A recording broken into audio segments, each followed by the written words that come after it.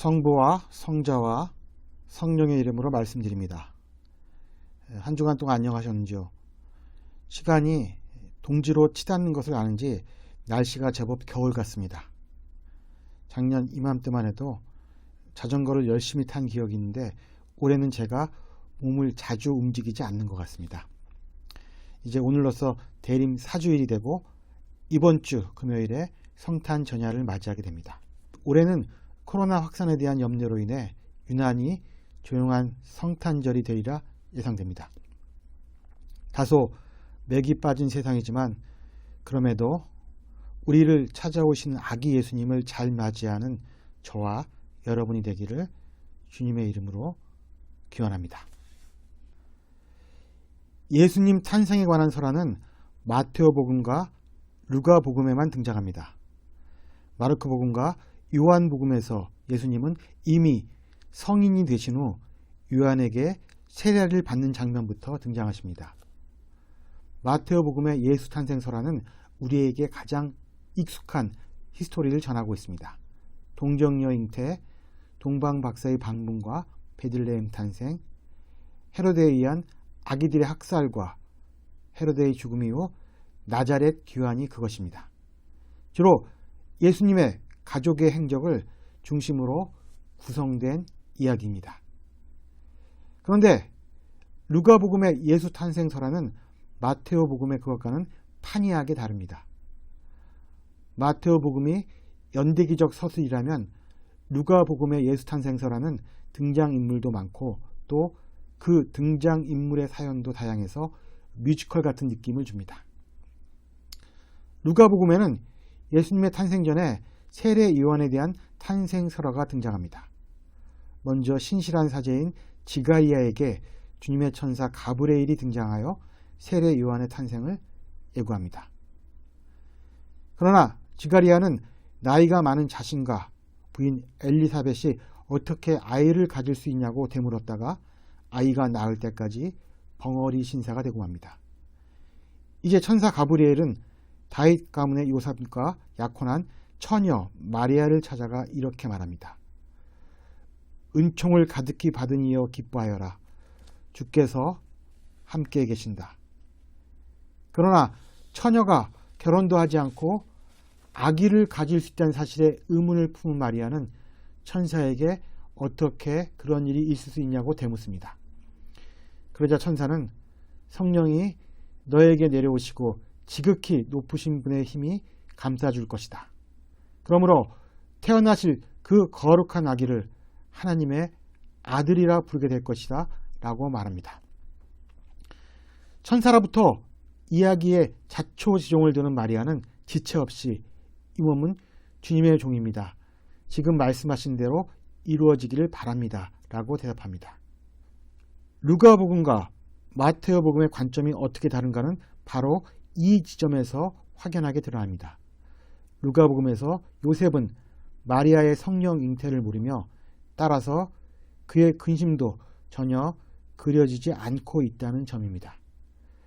마테오복음에서는 천사가 요셉의 꿈에 등장하여 요셉에게 마리아의 성령 잉태를 전하며 그를 안심시키는 것으로 그려집니다. 그렇다면 이러한 서술의 차이는 어디에서 오는 것일까요? 루가복음에서는 마리아가 엘리사벳을 방문합니다. 그리고 둘은 친척간이라고 밝혀집니다. 엘리사벳이 마리아의 문안을 받았을 때 엘리사벳은 성령을 가득히 받아 다음과 같이 외칩니다.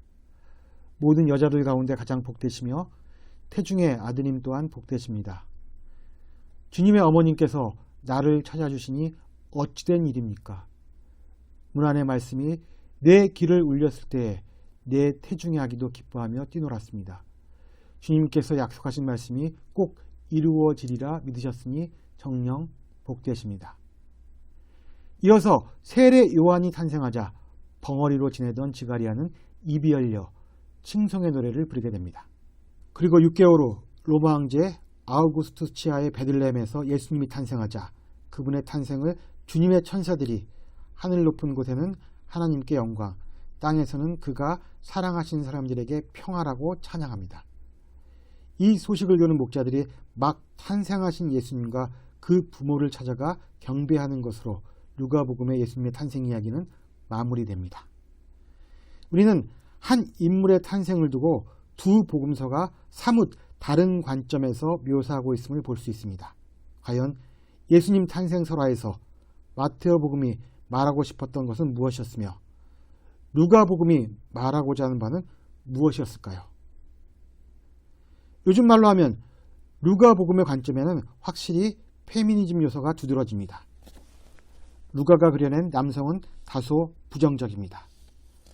천사의 전갈에 대해 불신을 지녔던 지가리아는 시한부 벙어리가 되고 요셉은 존재감조차 없습니다.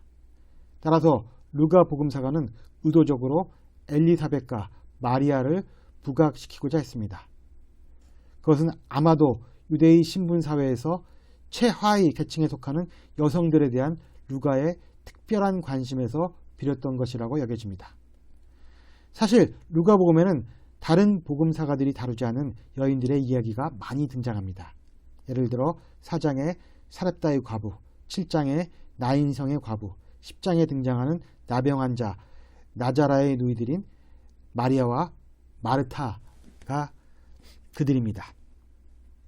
그리고 23장에서는 예수께서 십자가에 못 박히실 때 통곡하는 여인들을 보시고 이렇게 말씀하십니다. 예루살렘의 여인들아, 나를 위하여 울지 말고 너와 내 자녀들을 위하여 울어라.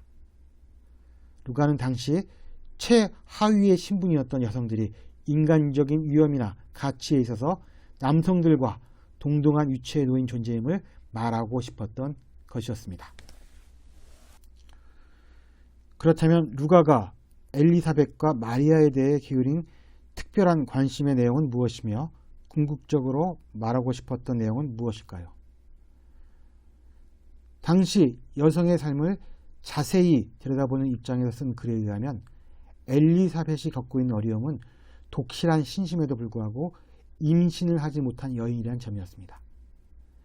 우리가 이미 예언자 사무엘의 어머니 한나의 절규에서 확인했듯이 당시 아이를 낳지 못하는 것은 하나님의 창조 사업에 참여하지 못하는 저주로 간주되었습니다.